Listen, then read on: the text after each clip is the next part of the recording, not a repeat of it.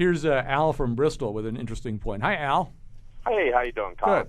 Good. My comment was it's been interesting in the Democratic gubernatorial race how the race between Lamont and Malloy has really split the blogging community. I'm not a big contributor to MyLeftNutmeg, but I'm on there a lot, and people that were very united 4 years ago for Lamont and 2 years ago for Obama some of them are at each other's throats right now, and hopefully whoever wins, we're going to be able to unite behind the Democratic candidate. But it's a little bit scary right now.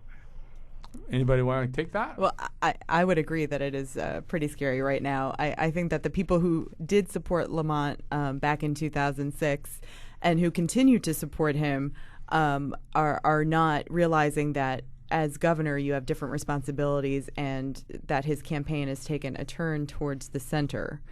And I don't think that they're being honest with themselves sometimes.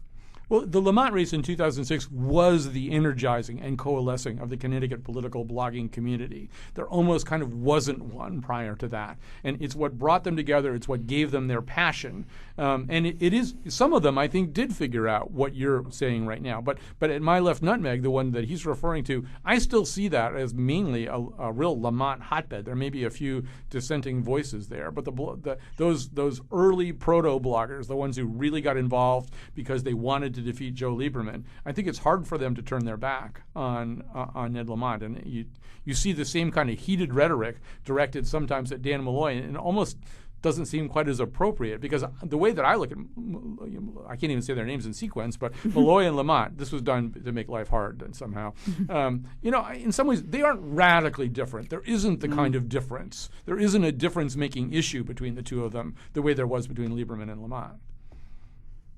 I would agree. Silence. Well, we were just talking about Lembo Jarjura, for example, the Democratic race for controller.